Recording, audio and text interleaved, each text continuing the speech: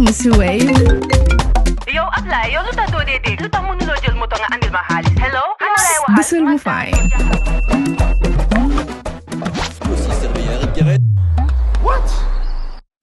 Bësal mu fine. Oh, yes! Wave acts in Gambia. Deposit and withdraw money, pay bills, and buy mobile credit without fees. Transfer money wherever in the country for only 1% fee. At Wave, Bësal mu fine. Wave, your money is yours. Jar Oil. The company have filling stations across the country, and our rates are relatively cheaper than anyone else across the country. Jar Oil is the biggest producer and distributor of cement in the country with the most competitive prices in the market.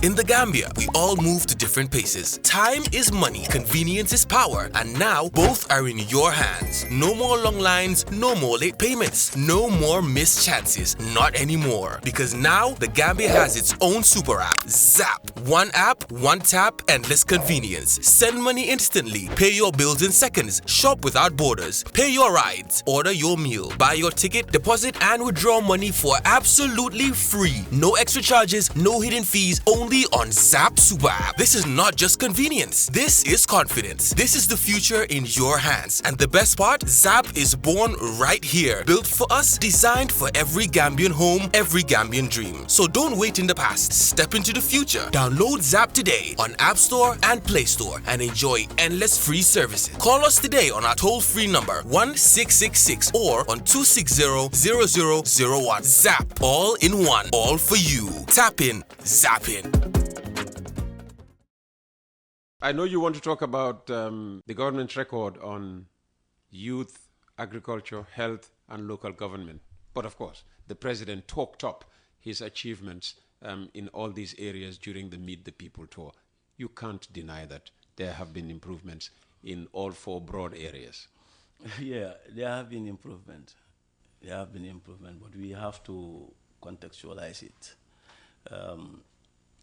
When I say we have to contextualize it, I mean how those developments really have translated into addressing the felt needs of the people. Let's start with youth, for instance. Yeah, let's say in the youth sector, we have some good youth structures in the country. Of course, that credit cannot be given to Adam Barrow or His Excellency the President. Cannot be all given to him. Okay. We have some two regime here before he comes, and part of what obtains in the youth sector has been there even before he came. And I will not deny the fact that there has been some improvement. But what we are talking about is how that improvement has really reflected on changing the status quo. You look at irregular migration, even just when I was on the way, some young people were intercepted and they departed from Baful. But just on Friday, another boat was intercepted in Mauritania, and I have a family in that. Oh. And it's like there is no sign that irregular migration is being addressed or is reducing. What we call locally the backway syndrome. Backway syndrome, the backway. So, and the backway currently is a major threat to our development. And I said this because I come from the rural areas. You go to some rural communities, Uncle Peter, you will definitely not you will not be happy with the fact that you will hardly see able-bodied men and women, but particularly for men around, because they've all been emptied of their young people. Yes, a good number has gone back out of the country, and we say that the youth are the cream of our society. So when we are getting all our young people going out, and we're saying we are improving the youth sector, we have done this, but is it reflecting on the situation? That is what is important. If you look at the NDP, the previous NDP, the first National National Development Plan, you come to understand that youth empowerment and youth development is a flagship program in the NDP, in the previous NDP, and I'm sure with the Yiriwa as well, it is. But then, you do not measure your development just verbally like that out of, and you do not measure it to what actually is the departure point. Like, for example, here, if you are supposed to say, we want to address youth irregular migration, or we want to address unemployment, what is the departure point? What is the condition? What is the baseline? What is the situation right now? You think of that, okay? And now in 5 years, I'm talking about, we have improved youth employment, we have done. You have to quote from where? Reference it to why you're saying that. Let's say 5 years ago, there is this percentage of youth unemployment. Now it has dropped to this. Based on what we've employed this from the development plan, national development plan, we've done some industrial attachment for young people from the university. We've done this, we've done that, and because of that, this is what is happening. But so their claim should be backed by data? It should be backed by evidence and data. You cannot just come and say, we have built university and many people are going to university, we've done this, we have done this. And with all that, we've seen how the increase in the situation is. It doesn't seem to be reducing. So, and for that, I do not entirely blame the government, but we have to look at our strategy. We have to look at what we're doing, whether it is working. You cannot just say you might be doing that, but it's not working. With all what you are doing, it may not be working. Let me tell you. When there was change of government in 2016, during the impasse, we had this interface. We call it youth convergence, national youth convergence, and we had to call young people from all over the country. Then I used to work with the youth and sports. Okay, that's where my background is. We call it convergence, and we did it at the Gambia Pastoral Institute for 3 days. And that was in the heart of the impasse, 23rd, 24th, and 25th of December 2016. The purpose was to give credit to the president-elect, that he is elected and he should stay. And that we did that to come up with resolutions to support the rolling out of our sector, that is the youth sector, how the youth sector we want it to develop. Remember, it was a national youth convergence, and there were recommendations based, and the recommendations focused on 4 areas, if I could remember well: governance, energy, education, skills training, and the 4th one I forgot. But these 4 key areas we outlined, and these resolutions were given to the president-elect then to be a departure, a starting point, and that also we were there sitting at the development of the national blueprint, that's the national development plan, and we included some of that in there. But like, for example, in short, what I wanted to say... So what happened to those recommendations or those points that were shared? I actually do not know where they are, and I'm not sure whether the ministry is looking into that. My friends are there. I don't know whether they are looking into those recommendations, whether they even remember that just has... Because the document was delivered to the president. It was handed over to Halifa Sallah then, during the impasse, and Alaji S. Dabo for onward delivery to the president for a starting point for the youth sector. So you could see the Ministry of Youth and Sports was prepared at the time than any other ministry in this country. We did that job to prepare our incoming president to have a starting point for our sector. And then when we went to the National Development Plan, we did the same thing. Key among one of the actions or the priority areas that we planned was in the National Development Plan was to have this national service for young people of this country. And that was factoring in the number of young people graduating from the university, the number of young people graduating from GTTI, now you said, from the CHN, from RDI, from all the schools. So that wherein they are not employed, there is, even when they are employed, even before they are employed, they are exposed to national service. Because learning from the previous regime, we know there is a lot of misuse of our young people, because they've been oriented in a way that is not to the interest of the country. So, but when there is an opportunity for national service, they will be well oriented even before they take up a job. So there will be nationalism, there will be patriotism, there will be a lot of other things. But I saw it roll out, but I have not seen gone far from where it started. Okay. Yeah, and that's supposed to be through the National Youth Service Scheme, and and a good number of other documents. Just in 2016, before the departure of Jammeh, and let me not forget, let me mention that because we are into 2026 very soon. We have what we call the Africa Youth Charter. The Africa Youth Charter basically is called the Banjul Charter.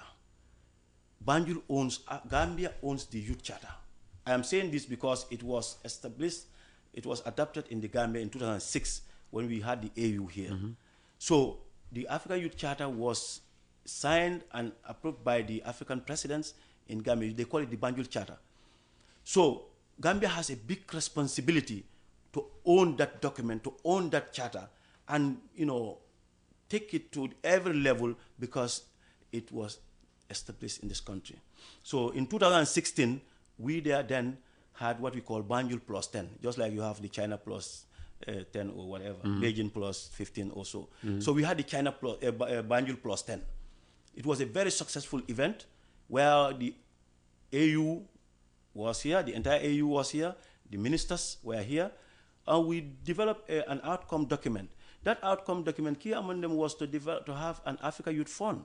And when I hear somebody talk about the budget allocation for young people in this country,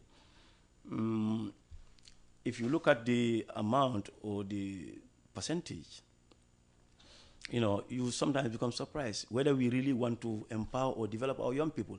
And you talk to some people, I watch or I follow one of your programs, somebody was saying like, youth are cross-cutting. That's very true.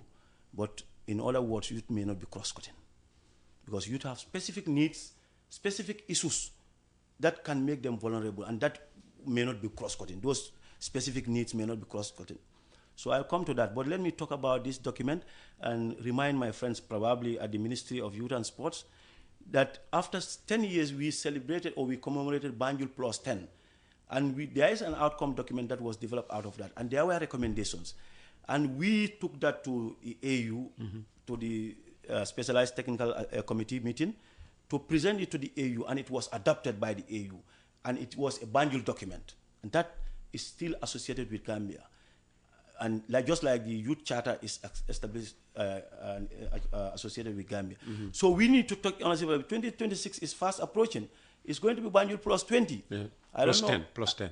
No, Plus 20 years. It's now going to be plus 2006 20. to 2020 years. It's now going to be plus 20. I don't know what my friends in the ministry are doing. What would you suggest? I would suggest that, in fact, it's almost running late, but they start consulting with the AU. I don't know, maybe they are doing it, but make reference to the outcome document. The outcome document was supposed to be implemented. There are recommendations there, just like the Africa Youth Fund. Gambia was supposed to champion that because we are the country that was championing youth development. And for your information, at the time, in terms of youth development and structures and all that, Gambia was leading. So we had positioned ourselves in the youth and development sector of this continent. So I don't know whether, but I'm not sure that is what is happening around. So, but we, through the Africa Youth Charter, we should see how we refer to that outcome document and work on Banjul plus 20. Because this is what belongs to us. If we leave it go, somebody else will claim it. This is, so our charter, it doesn't mean we own it entirely, but it's like the Banjul Charter, this is where we should also boast of, or we should take pride of, that we are leading to develop African youth. Okay. So I am advising probably the ministry to make reference to that document, work on planning for a Banjul plus 20. And when you call the whole of Africa here, it can be a good thing for for Gambia in terms of publicity and in terms of also awareness creation in different areas as far as youth development is concerned. Because when we did it here, issues like leadership, entrepreneurship, innovation and technology were key in the discussions, and this was what culminated into the development of the outcome. So these are all important areas that can help youth development, and that is why when somebody says youth are cross-cutting, these areas I have mentioned are very specific to youth. Okay. So those ones are not cross-cutting. You talk about sports development; they are much more not cross-cutting. And sport is expensive. You cannot develop the sports sector with those funds that are being allocated entirely. We've seen our sports stadium, how it is. We've seen our sports facilities across the country. We should pass that stage. We should pass that stage. But when we say sports stadium, we are even talking about football facilities. What about the other sports, athletics, judo, karate, and all the others? These are areas young people can venture into, and youth sport is an enterprise now. So what is our thinking along those lines to invest in those areas? And these are, will need colossal investments. So that is why when you look at the small allocation that is going to youth and sports, it's enough for their salaries and their overheads, probably. But it cannot go into any meaningful youth development. And this doesn't mean education. When you talk about this cross-cutting, you go to education, the investment is on youth. You go to health, is on youth. You go to agriculture, youth are there. But, what I'm talking about, the amount that is allocated. Of course, we know the limitations of government. Government may not be able to do everything. But again, also, we cannot entirely rely on donor partners. It's like I was following up with some media discussion, talking about what the EU have allocated for what they did. No, the EU will allocate, but they will come on the conditions. Should we just leave our youth sector or all our sectors for development partners to fund? No. But if we want to fund this, we will raise taxes, and then people will complain again. No, yeah, we can raise taxes, but we can reduce spending, just like the president's tour. Okay. What is being spent on the tour could be reduced to fund some of these youth development activities. Okay, good point. Okay, I mean, you definitely is your area. You could go on for the rest of the day, but we don't have all the time to us. You also flag agriculture and health. So how will a UDP government utilize these sectors to positively impact the lives of agriculture and youth development are part and parcel of our 5-point agenda. Mm-hmm. And I know you'll be happy to know that UDP is very much concerned with the rural communities. And there we have the majority of our supporters. And there also we all think is where our food basket is. And it will not be out of step to invest into agriculture, particularly the productive sector. Talking about our cash crop, the dense cash crop, I don't know whether it's still the cash crop, that is groundnut. Well, it still is. We've seen how groundnut production is dwindling. We've seen how rice cultivation is going down. Who will cultivate it? Young people have all gone. Aren't there efforts to improve rice production? Yes, of course, we've seen government... In your own area mainly, in the LRR, isn't it? Or is it in the CRR? In the CRR mainly, but it can be diversified. It can be in LRR, it can be... All of these places have rice fields that can be improved on, for rice production. And that one is very key, because when we want to centralize on only CRR alone, that will create a gap when you look at other areas, because everybody cannot go to CRR. So we have to, the word is decentralization, we have to see how we spread up to other areas as well. Other areas would want to do it as well, with the support of the government and partners. Basically, a UDP government will invest. We already said 10% of the budget will go to agriculture. So, and we will see agriculture as a means of employment, that will... And you will mechanize it and all that. We will mechanize it, and we will also add value. We'll see how we add value to the products that are produced in the farms. Okay. Yeah. And in the health sector? Health sector, of course, is very important. If you look at our 5 points, it says community health. We will primary health will be our key concern. A UDP government will be very much concerned with the preventive health aspect, which is very important. In the past, we remember we used to have the Vanderplas, approach, where young people or children. Infants will be, protected. in the morning they take them to the Dimbabu, these daycare centers, and they cook for them there. They give them quality nutrition to supplement, because to help their parents. So, and that prevent some common public health issues. So we will be so much concerned with that. And if you look at the 5-point agenda, public health is very key to us, and we will make it a community-based one, so that at the community level, people are sensitized well, people are supported to live healthy lives, good nutrition, good food, they take good food, and that will prevent them from visiting the hospitals. So that approach will be very much, and of course, the medical aspect of it will be prominent, where it cannot be prevented. The UDP will train. Training will be our priority. It's in the 5-point agenda. We'll train quality staff, and we will improve on the facilities, so that you do not only go to a 4-corner room called a hospital, and you will just be given prescription and go. But you will be attended to, and you will be well screened to know what your problem is, rather than just looking into your eyes or your fingers and prescribe for you and ask you to go.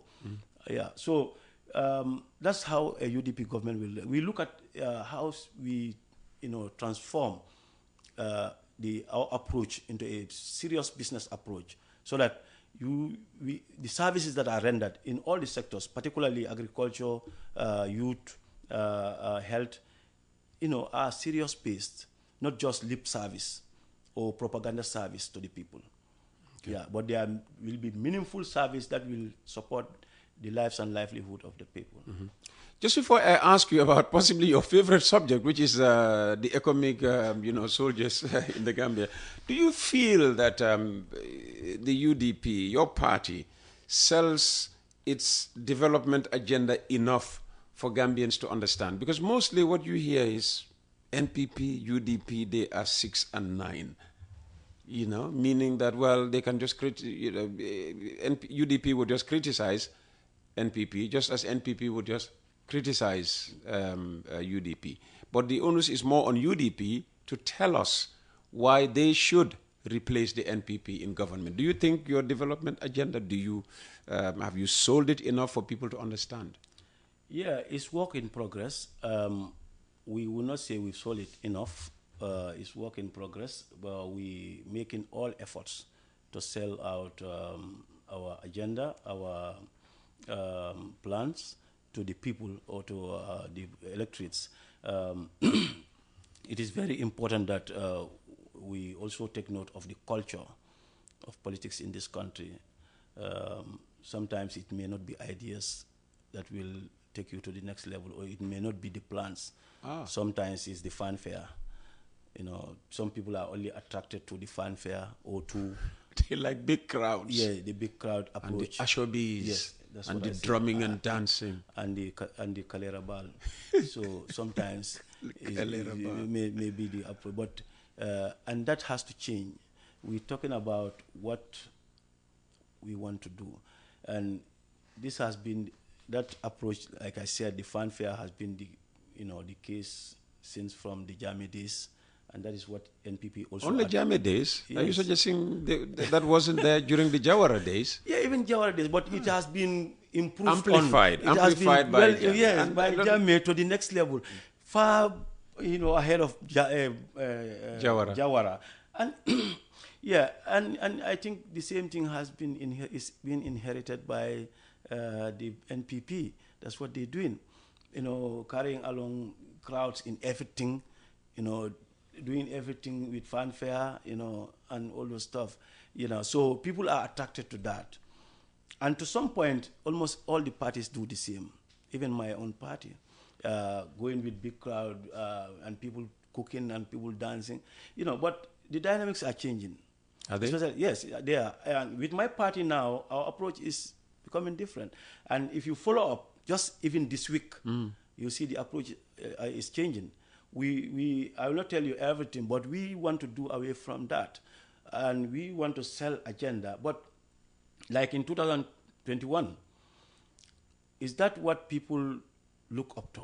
I mean, when I say people, you know, you have different sectors or different segments of society. You know, sometimes there is, you need to give chance to those who also enjoy fanfare.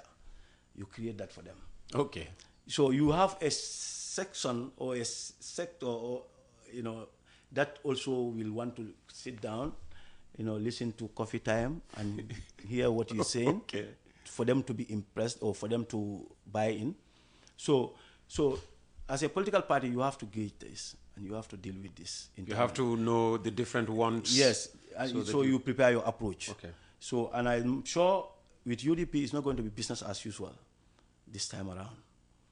We're working seriously to improve on our approach, and we've already started, and we will inshallah work on that to get to everybody in this country. Okay. Everybody for that matter. All right. And let's use the remaining minutes, about 7, 8, to talk about economic forces' continued presence in the Gambia. I mean, you stand out. You're unique, you know, in your opposition to the continued presence of, well, it's generally described as a West African force in the Gambia. Why? Yeah. Actually, I am not opposed to their presence here. I'm opposed to their long-term overstay presence in this country. That's what I'm opposed to. Okay. And that I challenge that very well. I very much. They should have been gone, according to you, when? Long before now. 2018, 2019? 2018 and 19, they should have gone. So they've overstayed by at least 6 years. They've overstayed, in my opinion.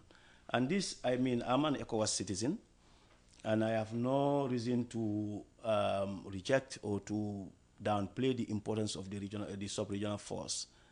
But provide support where necessary. We are a sovereign country. We cannot be pampered. We cannot be babysitted unnecessarily for this long. For me, I see it as too much of overstay, and that is not to the interest of our country. It undermines our security, it undermines our sovereignty, it undermines our independence.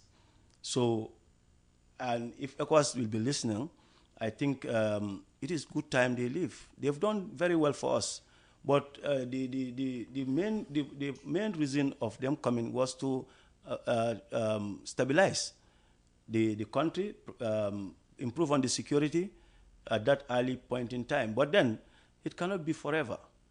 There has to be time. And anyway, as far as I know, the ECOWAS is not very transparent with why they are in this country for this long.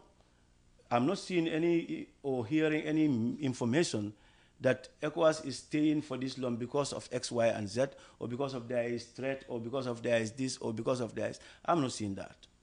I'm not hearing it from government as well. So why do you have to stay for this long? We have our own national security forces. They've been here for long, and it's a professional force. Even the Jame days when we used to have series of coup d'etats, planned coup, failed coups, we still will have our national security service that will take care of the situation, and we move. For one thing I know, and we all know, the impasse was very tense, and it could lead us into even civil war. But it didn't happen. Not even a single shot was fired. Thanks to Allah and the good work of the Gambian people and ECOWAS. And the gallant soldiers of the Gambia. They could have fired each other. They could have gone into war with each other. But they refused. So they have that, for me, I have that belief that our military is a professional force and is mature enough to take care of the situations in this country now. So when the ECOWAS came, they've done all their bit, and we were supposed to go for a security sector reforms. The security sector reforms could not take us more than 5 years, in my opinion. We had the 81 fuel coup in this country, right? We had the 81 fuel coup in this country. The Senegalese came in and brought Jawara. And Jawara was here. They established him. We had a lot of casualties. I was young then, but I know I was around. We had a lot of casualties, serious violence. But when the Senegalese came, after that, 1982, there was a confederation, Senegalese military state. But eventually, after 6-7 years, they left because Jawara planned and instituted a well-trained security force for them to take over. We cannot rely on foreign forces to take care of our national security. That is even, in my opinion, that is a threat to our security. Because, let's say, for example, if they unexpectedly leave, in fact, I am not, as far as I am concerned, I am not seeing any evidence of information to show that ECOWAS, economic soldiers plus the Senegalese forces prominently in this country are providing either skills transfers or other trainings or whatever in this country that is warranting their stay. Because if you should stay long, there should be a reason. We are not seeing any threats. And my concern is they are in our state house. Can you imagine? Our state house. That is not acceptable. Our state house is supposed to be reserved for Gambians, Gambian soldiers. They are in our state house.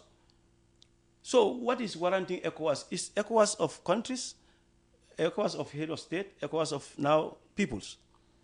The people's interest should take precedence. That is not to the interest of the Gambian people. Our state house should only be reserved for Gambian militaries, Gambian armed forces, but should not be for any foreign force in a period of peace, especially.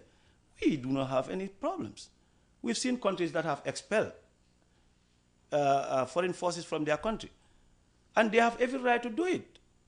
And they have every reason to do it. So, wherein we cannot expel them because we do not hold the authority or the mandate, we are calling on them to explain to us why this, we are calling on ECOWAS to explain to Gambians why these economic forces are still staying in the Gambia when we do not have any threats or violence or whatever. But wherein even there is expectation of there should be preparation in terms of getting our Gambian military to be able to quell such, rather than rely on external forces, because they can never be here forever. Okay.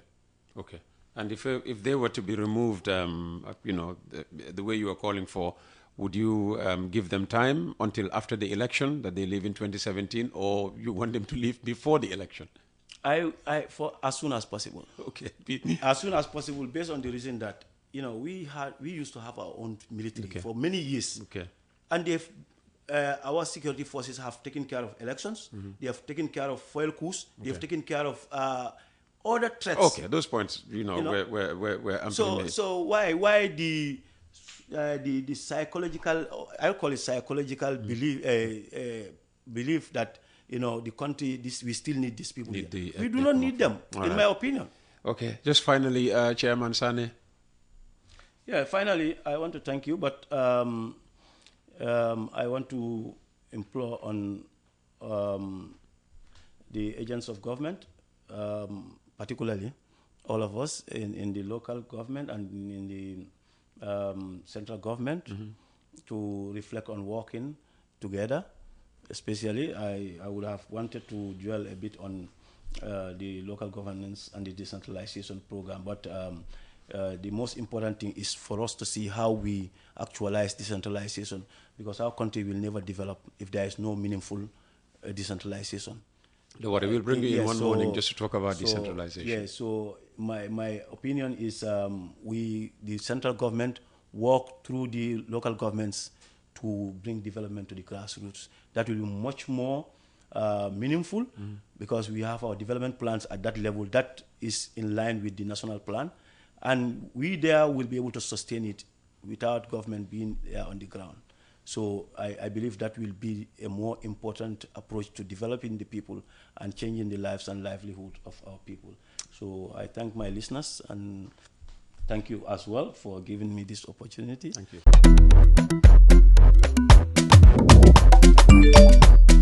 Excellent jam, Suway. Yo, apply. Yo, luta do de. Luta mënuloo jël moto nga andil ma xaalis. Hello? Ano lay waxal? Bisul mu fine. What? Bisul mu fine. Oh, yes! Wave Accent Gambia. Deposit and withdraw money, pay bills and buy mobile credit without fees. Transfer money wherever in the country for only 1% fee. Ak Wave. Bustle mo fine? Wave. Your money is yours. Jar Oil. The company have filling stations across the country, and our rates are relatively cheaper than anyone else across the country. Jar Oil is the biggest producer and distributor of cement in the country with the most competitive prices in the market.